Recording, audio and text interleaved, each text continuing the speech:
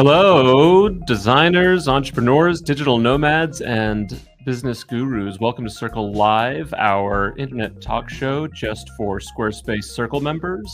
I'm Sam Z, your community events manager. And I'm Sarah G, team lead for Squarespace Circle, and we have our colleague Will Minter managing the conversation in the chat. Last month, we talked to Paige Breton about creating content for conversion. Did anyone start an online course? It sounds like that was one of the takeaways, I think. This week, we're going to be talking about using the summer to reset your marketing. Very important thing to be thinking about as the summer, unfortunately, or fortunately, is upon us. Fortunately. Sarah, what do you want to get done this summer? I'm going to go outside of work. I've never been to Coney Island. I've only been to the beach in New York City once since moving here a couple of years ago. And I feel like this is the time I go. I eat 1, 2, 3 hot dogs and just have a good time. I've heard I need to see a game, as a baseball game, I think. That's my recommendation. Perfect afternoon, I think, is go down, ride some roller coasters, and then go see a baseball game. Wow. Yeah.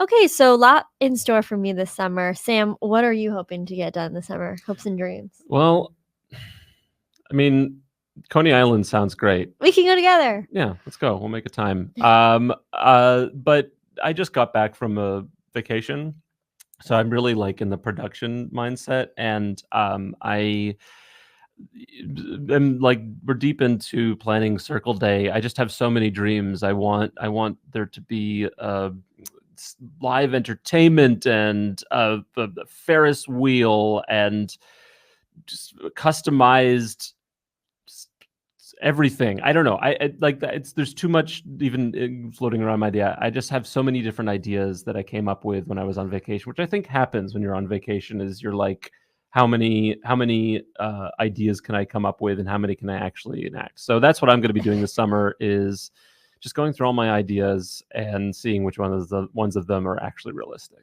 I hope Ferris wheel makes the cut. That sounds incredible. Not sure where you're going to put that. Maybe on the roof. We'll find some way. But now it's time for you, all of you entrepreneurs, digital nomads, and business gurus. Before we go to a quick ad break, I want to ask you, our audience, as we enter the summer months, what are your summer dreams and goals? What kind of clients are you going after this summer? What new revenue streams are you thinking about? Are you planning any big projects?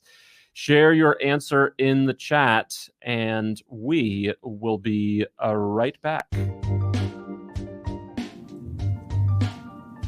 As always, today's Circle Live is brought to you by the Circle Referral Payment Benefit. With eligibility expansion to Rhode Island, Iowa, Nevada, and Kentucky, even more Circle members are now able to earn. You can earn $200 for referring a new annual commerce website or $300 for a new Digital Product Pro plan. You can also earn by referring new annual Acuity scheduling subscriptions and new annual email campaign subscriptions. Fans of the CRPB say it is one of the easiest partner programs to sign up for. You can start earning commissions by talking to your clients about the Squarespace products that can help grow their businesses. To sign up for the Circle Referral Benefit payments right now and start working towards the 4 subscription unlock threshold, visit support.squarespace.com and search Circle Referral. All right, let's take a look at what we're seeing in chat here for people's summer hopes and dreams. We've got Jonathan is interested in going after more nonprofits. I'm sure there's somebody else here who's interested in the same thing. Wayne wants to sell more websites, which I guess is a given. We're all trying to do that out in this Squarespace world. I love this one. Ashia is saying, I want to make time for roller skating and drumming lessons. Love that. Yeah, definitely. Maybe you can learn to do both at the same time, although that sounds dangerous. But if you could do that, that would be an amazing attraction at Coney Island. One of those drums you wear. I'll do one more here. We have Jack is talking about a major rebrand of website redesign leading into a massive push on outreach, social media posts, and ideally new clients. People are gearing up for a pretty busy summer along with all of us. So don't forget to take a break with all this stuff. But today we're going to be talking about some of these things and how it all relates to marketing. How, if you're looking to sell more websites, how can you use this time this summer to let people know about the websites that you are interested in selling more of? Our guest today is an adjunct professor at the Northeastern University College of Professional Studies. She is also the founder of BDY Consult, a marketing agency that helps small but impactful businesses grow their brand awareness and reach their target audience. Adebukola, Ajao, welcome to Circle Live. Hello, everybody. Thank you for having me. I'm so excited to be here today. So great to have you here. We're very excited as well. To start with, a lot of our audience are expert marketers already. Maybe they're preparing their clients for a summer slump coming up, the dreaded summer slump. Through your agency, you are talking every day to small businesses and preparing them for all kinds of seasonal problems. What are you telling your clients right now to prepare for these summer months? Yeah.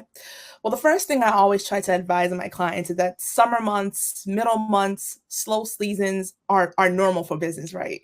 They're inevitable. I don't care if you're a billionaire, you're a millionaire, you're always going to experience slow seasons. And so as a business owner, you have to prepare for those irregardless, right?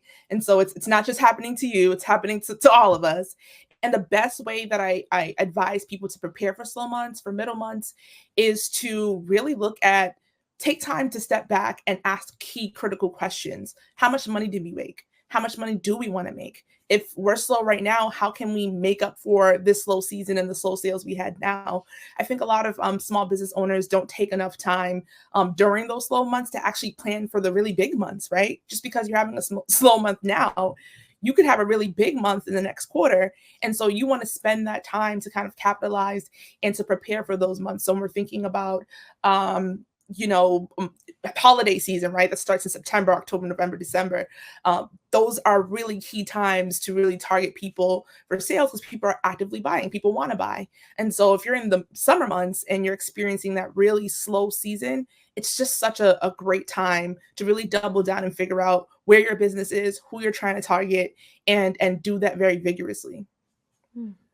You are so good at making marketing the core of your business in a way that I feel that a lot of people may not think about. Or I'm curious, when you're talking to these small business clients, what is their reaction to taking these summer months to kind of reset, to think about things a little bit more ahead? Because my assumption would be a lot of these small businesses are just like, no, we got to be out there, we got to be making the sales, making the sale. Yeah, absolutely. There's a lot of fear as a business owner about not making sales. Small businesses oftentimes don't even reach 5 years in business. So I can completely understand the fear and the anxiety around that. However, the way that I help my clients, first and foremost, as you said, is I want my small business owners and my clients to feel like marketers. Not only feel like it, but to understand that when you're in business, you're in the marketing business, right? So outside of the core of building your product and, figuring out how you're going to make money and building your business models, the next immediate natural step is marketing it, right? And so without marketing, you really truly don't have a business. And so that has really helped some of my clients really kind of take themselves out of this idea of their product and really see themselves as a marketer whose job it is not only to create the product, but to sell the product through storytelling, through targeting their audience and fulfilling their needs. And so when we're talking about those middle months, I really it's almost like doing brand therapy, for example, with clients and helping them feel better about the work that they're doing. And so that's kind of how I really help my clients change their mindset. A lot of it really truly is a mindset thing, right? And you really have to push through the storm as a business owner and get through those months. But you can't do those months, as I said before, if you're not prepared, if you're not asking key questions, if you're not, taking the time to actually plan for when business really, really can really go forward. We were talking about mindset, and I actually wanted to, before we get too deep into this conversation, I want to give an opportunity for you to share this story that you shared with us about a time when you felt like your mindset changed because you lost Mm. your voice. Would you be willing to share that story with our audience now? I love sharing the story. Yeah. So back in 2021, for those who follow me and for those who don't, I have a chronic illness. And about out of every 5 entrepreneurs have a chronic illness, which makes sense because a lot of us spend a lot of time working super hard, not knowing that we're hurting our bodies. And so I have a chronic illness. And in 2021, I had to have surgery in my neck area to remove my thyroid because I do have Graves' disease. It was very chronic and critical at that time. And, I was just like, okay, let's do it. And, I actually physically lost my voice. I was nonverbal for about 2 to 3 months during that time. And that really made me step back in my business and number one, ask for help, really build a team to support me. But I never knew how important it was for me to have my voice. I was even trying to like double back and learn sign language because it just really impacted me. Like I feel like I don't have a voice digitally, but then I also physically lost my voice, and I really realized that having that experience, it's very important for me to stand up and be in front of my audience. I always like to play the back end, and not really show my face and not talk too much and hide behind my brand. But when I physically lost my voice, not only could I not talk to my team, communicate to people internally, it was just so hard for me to run my business. And so your voice is the strongest thing you have. And when I finally share my story, I mean, that's why I'm here today, is because I have the strength to say, you know what, this happened to me. It's hard as a business owner, and other people like, yeah, I'm going through the same thing. I even learned that one of my followers had cancer through sharing my voice, and she just never shared that with anyone, right? And we can't do this alone, especially in business. And so when we're talking about those slow months, that was a slow season for me. Not only because business was slow, but because I couldn't do anything. And so that's how I found my voice to be able to speak up, and it led me to this opportunity today. Wow. Well, it's such an inspiring story. And yeah, I'm so impressed how you use that opportunity to kind of like motivate you and kind of like be the jumping off point for this next season. Yes. Could you talk a little bit about how you think about bringing your personal capital, personal values, just like who you are into your marketing, and then distinguishing kind of like what you're doing for your business versus like who you are as a person, or maybe not distinguishing them? Yeah, one thing I've learned doing this for so long is that people want to connect with people. People want to know who you are and want to know your story, especially as we're getting into a world where our audiences are very, very meticulous about who they stand behind. So you'll see a lot of brands today kind of come out with like a person who kind of is like almost like the brand ambassador for the company, because people want to know what they're getting. People want to know who they're aligning. What are your politics? What are your ideas? How do you feel? What do you think? And so in today's highly saturated digital world, it's very important to kind of throw your personality out there. That's what people want. That's what people are looking for. And people are always finding and searching for ways to connect. So when we think about even big brands like Wendy's or Burger King or McDonald's, like these brands have real people, right? Ronald McDonald, the Burger King, Wendy herself, right? Like you see them have these human beings personified because people connect with people. And so the way that I mix my brand and my business is I don't, you know what I mean? Like who I am as a person, my purpose is so deeply embedded in my business. I just don't see the differentiation. And I know that that's not the case for everybody, but I truly believe that my purpose is to help people. Like that is the bottom line. It doesn't matter if it happens through marketing, if 20 years from now I decide to be a chef or whatever the case may be, my purpose will always be intact. And so I find that my business and my brand are very, very much intertwined with whom I am as a person. Like even outside of business, I'm still the same person, and my brand personality is very much the same to who I am. And that's what attracts people. And so if you have the opportunity to do that, it really does help, because people are always, the human mind is always searching for connection. And if you can make that connection seamless and easier by having the personality be your brand personality, be something that's consistent across platforms, it really and truly does help. And honestly, it's what makes really big brands and successful brands last so long. One place where your personality really sings in your marketing, I have to say, is your use of email campaigns to just get really awesome and delightful emails out there. It's a surprise and delight experience, I think, reading your emails.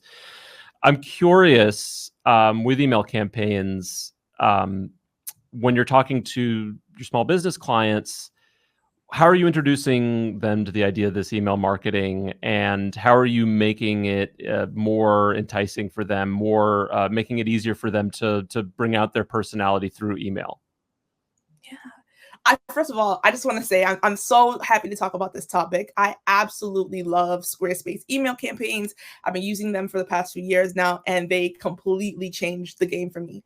And email to me is king amongst all.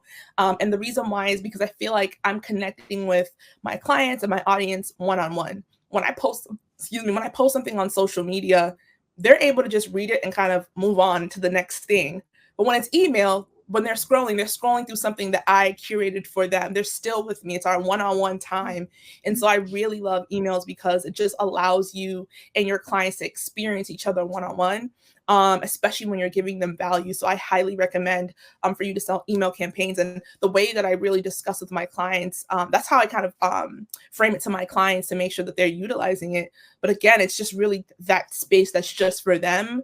And you can tell your story a bit more. Like there are things that I share in my email campaign that I don't share on social. So people are like, oh, I really want to like subscribe to this because I'm going to get even more value than what I'm getting here. So I do think that, social media can be a little tricky. There are some things like, for example, this story that I've shared, I haven't necessarily shared it on social as much, but on my email subscribers know everything about my life. Like literally when I'm sick, when I'm happy, when I'm sad, when I found something new, I always share it with my clients. I'm always going to events, speaking to people. I, have a team of volunteers who research for a small business resource platform I have. So I'm always learning of different opportunities.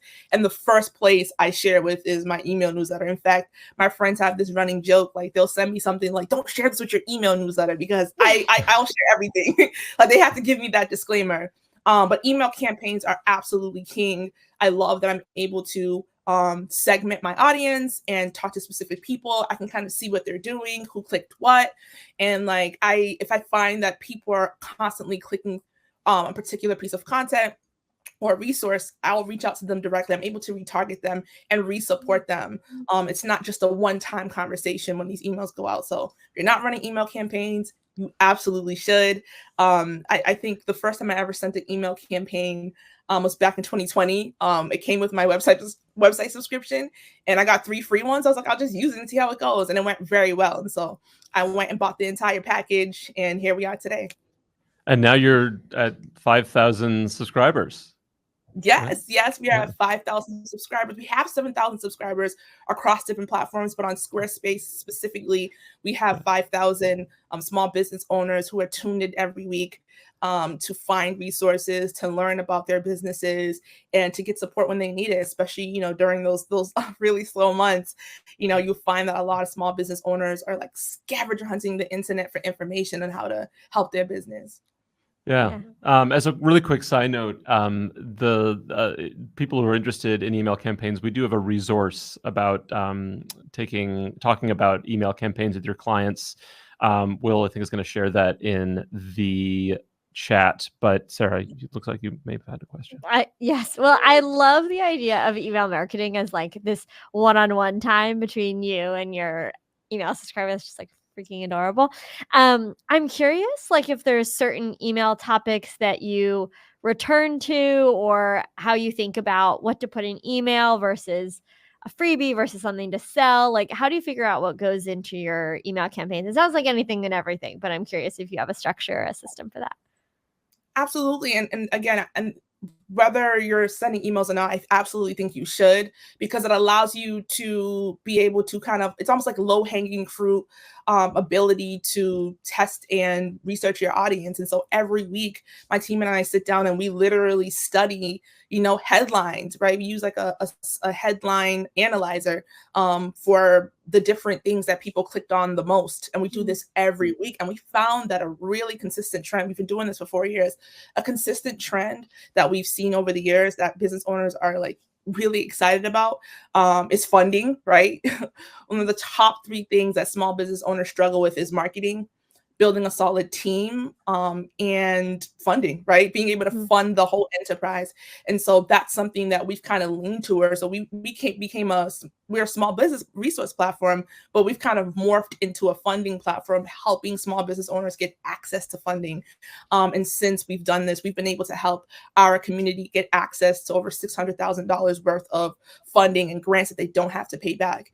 But outside of just funding, we're seeing that a lot of small business owners are interested in how to get attention. I have a segment called Getting Attention in the Land of the Internet. And I have a part 1 and part 2 of that series.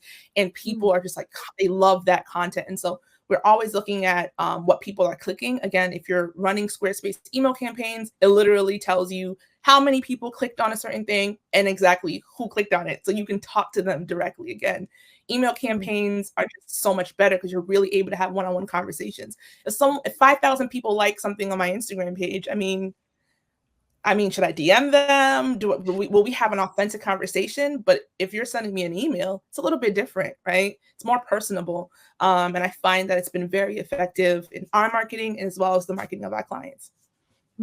Love that. Before I forget, I feel like I'm just popping in with a bunch of links today, but Adebukola, you actually also compiled a splash page for our audience today of some of the resources that you like to share with people. I just want to make sure to highlight that. Will is actually going to share that in the chat right now. It's 10 marketing resources. How do you find all of these resources? This seems to be an area that you just excel at, finding these links for people to get excited about. Yeah, this started when I had my surgery and I lost my voice. When you lose your voice, it really changes I don't know, it's just a weird experience for me. It changed everything. And I really knew I needed to build a team. I couldn't do it alone. And specifically in the BIPOC community, when we say we have businesses, what we're really telling you is that we have a lot of solopreneurships. Too many of us are running our businesses alone. And I mean, that's amazing and more power to you, but you're not going to be able to scale a business buyers. It's like nearly impossible, right? And so at that really difficult experience really pushed me to build a team. And I was able to do that. I have a team on my marketing agency side, and on the small business resource side, some of my staff volunteer, but I've also been able to build like an army of volunteers who literally do research daily. Like I wouldn't even be able to find all these resources on my own. I was that for a long time, but when I lost my voice, I couldn't keep up. There's just so much resources. And so if you see me post anything, it's never something that I literally don't have the capacity. It's really a testament to how strong my team is and how much they care. And these people volunteer, like they don't get paid. This is something that they're also passionate about, because this country is run on small businesses, right? So people say America runs on Dunkin'. No, America runs on small businesses. And so the more that you support small businesses, the better it'll be for all of us. Because if small businesses we all decided today we're shutting down our businesses, this country would be in trouble, right? And so we see this as we have a bigger purpose to solve and a bigger problem to solve than just only being in competition with each other. We're very big on community over competition over here. Love that. I'm curious, we're talking about the slow summer season. I'm curious how you keep, email open rates high, email engagement high when business is otherwise slow. Yeah. So we only send, from my resource platform side, of course, we only send 1 email a week. But when we start seeing slow months, slow click rates and open rates, we start to send more to kind of like get ourselves back on top of their emails, because at the end of the day, you're not the only one sending emails, right? Still, I know I just said community over competition, but competition is real, right? And so you really want to stay on top of the mind of your consumer, of your audience, of your customer. You want to stay on their mind. So the best thing I can think of is to send more emails, send more targeted emails, and then segment your audience, right? Everyone that you sell to has different needs, have different things that they're interested in. And it's going to be really hard if you just send 1 email to everyone, Like, that's not how life works. And so, I know many of us on here are expert marketers too. So that A/B testing has to be extremely strong, and you really want to serve people in your community for the needs that they have, and not just feel like, okay, I'm just going to send this one email out and this is going to do the job. It's not going to do the job, right? Especially if you have those insights about your audience, you really want to use them. So if someone doesn't like certain things, or you start seeing unsubscriptions happening, you definitely want to move in whatever direction that your audience is moving. That's what, really saved us, because I was very big on like, no, small business need marketing information. Well, it's just like, well, small business owners can't afford the marketing, right? And so I was like, okay, you know what? Even though I'm really passionate about marketing, because I do know how important it is for ROI, and how important it is for small business owners to be marketers. People can't grasp the idea of marketing without funding. And so I started throwing funding in there. And people are like, okay, I can digest this now because you gave me this information, but you also gave me a resource on how I can potentially pay for it, right? So you have to give people what they want. We would not have learned that if we didn't pivot and move quickly with where our audience was going. And so that audience insights is very, very key. Don't ignore them. We've been sort of talking about this idea of when stuff slows down, but it's made me crave more of a picture of the seasonality. Seasonality is a huge part of marketing. So I'm wondering, could you walk us through the full year of your marketing and highlight anything that you learned over the years that you've been doing business that you can really expect from January all the way to December, really quick? Yes. So January to like March, April is very tricky. If you don't prepare for these months, you're in trouble. But at the end of the day, people are buying. And I think any season people are buying. You just have to be on top of the mind of the buyer. So when we're talking about slow seasons, people are still voraciously buying during slow seasons. They're probably just not buying what you have, right? Because when we're experiencing a recession or a soft economy, right? People, we're in financial trouble, right now. And when that happens, I don't think people spend less. I think people just spend more meticulously. They know what they want to buy and they're going to stick to that. You want to show up and be there and even change their minds for the things that they're already going to buy. People have to buy to survive, right? And so when I think about January, March, that's the time where it could be really slow. We're just coming off of the new year. People already spent, their last, on whatever they want to spend for their family, for gifts. And so I think this is just a good time to nurture your community. So I spend a lot of time nurturing, giving people resources, talking to them, seeing what they're excited about. Then we go into like March, April, May, where things really start to pick up. I'm on the eastern side of the planet, but at the end of the day, it's graduation season. It's going from cold to hot. People are planning vacations. Like, you start seeing a lot of spending around this time. And then we dip back into the slow months with May, June, July, August, where it's summer. People already bought, their vacation packages for the year. They've probably already invested what they want to do. They know what they want to do. And so it starts to get really slow. We also start to see a lot of people party and do things and get free food, right? If you're in the food business, the food industry gets really slow during that time for certain businesses because people are eating at home, right? They're home a lot.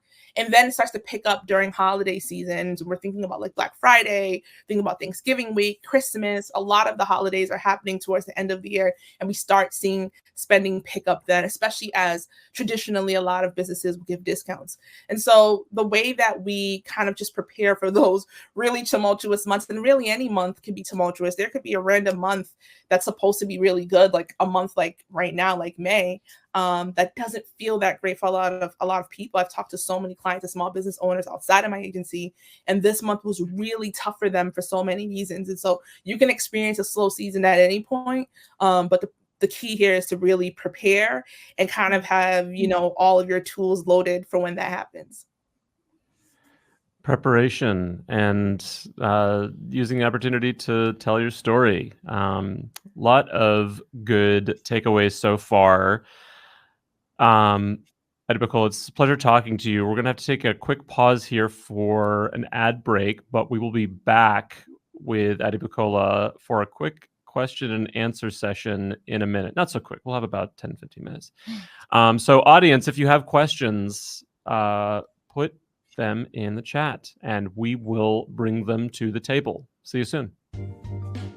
Here at Squarespace HQ, we say that every day is Circle Day, but really we know that you want to know about one specific Circle Day, when you can come visit our office, digitally or physically, and meet up with the best entrepreneurs, designers, digital nomads, and business gurus on the internet.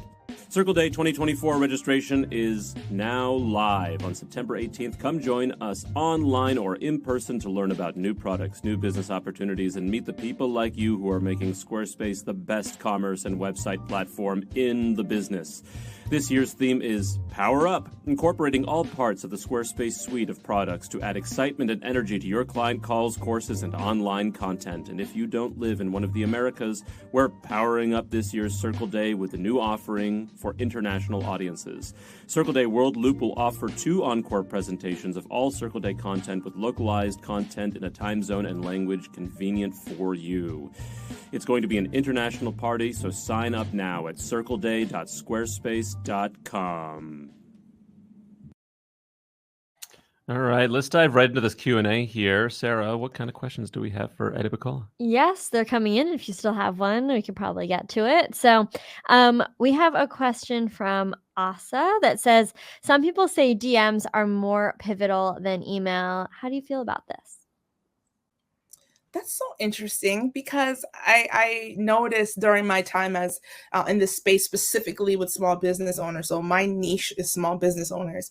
It's so interesting for this question because I feel like a lot of small business owners do this like, do not DM me thing. Like my DMs are closed. And I find that there's a chronic issue with a lot of small business owners not even using their DMs or responding to people's messages.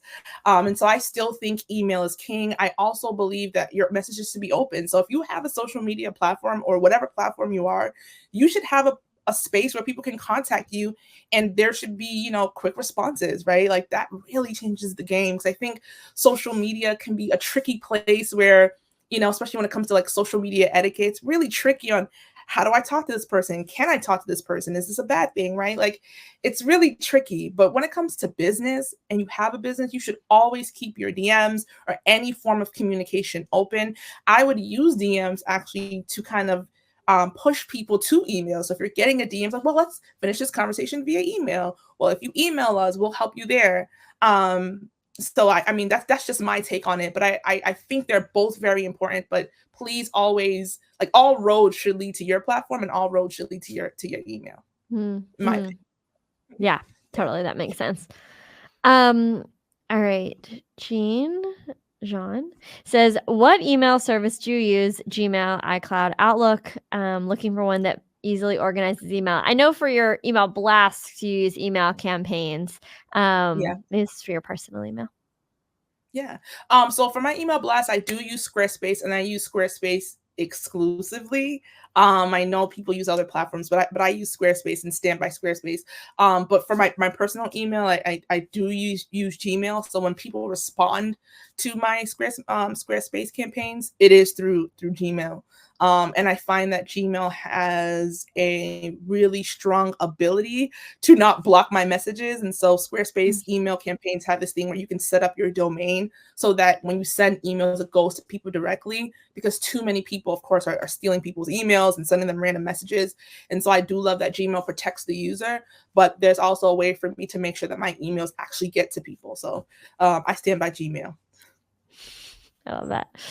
All right. Lisa says, did you ever have a moment where you were ready to walk away? I think it's from your business. That's every day. I feel like that's once a day. I'm like, I'm done with this. I can't do this no more. Business is tough. Like when you put yourself in a leadership position to be an entrepreneur, I mean, that is really a big deal. You have now become HR. You have become the marketer. You have become the cleaning lady. Like, it's a lot. But what always brings me back is my why, my purpose. I'm here to help people be the best they can be. I'm here to help people reach their target audience, not just market their business, but actually reach people, right? So when you think about marketing, I think marketing has such a bigger purpose than just making money. I think marketing is all about helping people find what they're looking for. Very, very big on that. At the end of the day, there are billions of searches every day on Google or whatever search engine. that lead people nowhere because small business owners aren't implementing SEO on their websites. And so when people ask Google for stuff, Google kind of gives them nothing or sends them down a rabbit hole. But here you are, you have this perfect product for the person who's searching for it, but they can't find you, right? And so, I don't walk away from this at any point because I know that there are people out there who need things and your business has it. And marketing's function is to help you and the person who need it find each other. So that's why I continue to do this work no matter how hard it gets. I love that. I love that you know your why so clearly, and it's so powerful to be able to come back to that when you're like, this is terrible. Yeah. All right, we got a question from Jonathan that says, curious what project management software, if any, that you use. Yes. I love this question too, because a lot of people don't know that Google has this feature, but I do use Google and their products for project management. That's really what I use. We have used things like Asana and Monday and things of that nature, but all roads end up being back to Google because it's just so usable, it's accessible, so many people have it, and we're able to really integrate. And so I do a lot of project management using our Google Workspace. There's so many different products there that we use, so that's what we use. I feel exactly the same way after going through all the different project management softwares. Just last year, as soon as Google integrated tasks with Gmail and Calendar, that was the game changer for me. And now that I can just check off my task list and I can just have a to-do list that's right next to my calendar, it's done. Yeah, no, it's totally done. It's so accessible across different platforms. We can literally, I can talk to my team through documents. We don't even have a chat. We will just, if we're working on something, we'll just talk in the doc, right? There's just so many different things that are integrated, and it's really helpful. Yeah. We love a complete product suite. Yes. Everything to organize anything. Okay. Ashia says, hey Ade, if you could recommend one marketing action for solopreneurs with limited time / help to be consistent with, what should it be? I like this. And if you have the ability to do this, I highly recommend, because I know it's not easy and I never want to feel like I'm forcing people to do this. But if you are a solopreneur with limited time, I absolutely implore you to do lives, right? Talk to your audience, talk to people, and really take the time to learn their needs. Do a lot of surveying in your own way, a lot of social listening. I mean, you literally scroll the internet daily. I always tell people I'm scrolling the internet and it's research for me, but it really is. I learned so much about people and their behaviors, because at the end of the day, so I always tell people, if you're in business, marketing is your business. But if you're in the marketing business, you're also in the people business, right? And so learning about people, their needs, their wants, their desires, and mind you, human beings, our minds are so fickle. One day this is our idea, and the next day this is our idea. So it's really important to really take the time, if you're a solopreneur with limited time, to learn your audience, learn about people, what they need, what's out there, what they're talking about, and align your business with that in some way. So good. All right. Keep going? Yeah. Okay. Asa says, could you please share tips on dealing with difficult clients? How do we close out a project on someone who just wants to waste our time? Okay, get it. Yeah, no more wasted time. This is a real dilemma for a lot of small business owners, especially those of us who are in the service space. We're in the product-based business. You're just like, all right, I sold you the product. Good luck with it, right? But when you're a service space, this is more of a long-term thing. And mental health is something that's been buzzing around these days for entrepreneurs, and it's really important for us to be able to be well enough to do this. And I always say, and again, this is just me. I know some people are like, what? I always say, wrap it up and give them their money back and move on. Because at the end of the day, if you don't feel good about the work, it's going to be so hard to execute for them. And maybe it's because the type of marketing that I do within my company is so empathy based. We're so touchy feely here. We really get deep with our clients. We basically become our clients to be able to produce good work for them. And so if you feel like, you're having a difficult time with your client and you don't think you're a good fit, I always say, you know what? Let's wrap this up. We'll give you your money back, and we'll even help you find somebody else, right? Because I always try to end off client work on a good note. I don't think that everybody's for everybody, and that's why I love like meeting other marketers, because at the end of the day, there's really no competition. Like I can't service every small business on the planet, just like you can't serve every small business on the planet. In fact, I think there's a shortage of marketers. I think there's a shortage of good marketers. And so we are needed in this space. And so connect with other marketers and always have people on hand to send other people off to. I already have a team of amazing marketers and agencies that I love. And, for example, I had someone who wasn't a difficult client, but we just weren't a good fit. She was a faith-based business. And I was like, you know what? Let me hand you off to a faith-based marketing agency. And it was just such a perfect fit for them. You know what I mean? I'm a person of faith as well, but my business is not centered around that. And so my team was having a hard time connecting and doing research for them. And so we sent them off to someone else who could actually work with them. And so when you have difficult clients, sometimes they may be difficult for you and not difficult for someone else. And so just send them off with love to the best next person. That's how I would do it. There were so many bars in that. I literally obsessed with everybody's not for everybody. That's so good. And I just feel like there's so much like compassion and hospitality in what you're saying. It reminds me of the Circle Live episode from like last October and November about holiday gifting. And we talked about all these ways that you can like make your relationship with your clients feel special. And it's cool that you found a way to make your relationships with people who aren't even going to be your clients feel special. I think that's just speaks really highly of you. All right, we can keep going, right? We have time for one more question. This is really great, but time for one more. Okay, one more. Yeah. We got one more from Lisa, which says, I'm experiencing the reality of sharing the honest truth.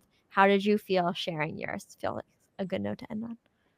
Oh my gosh, I always tell people I had like a mini heart attack sharing mine for so many reasons. I just had this idea that people weren't going to understand, like people wouldn't, and I'm sure there's people that didn't.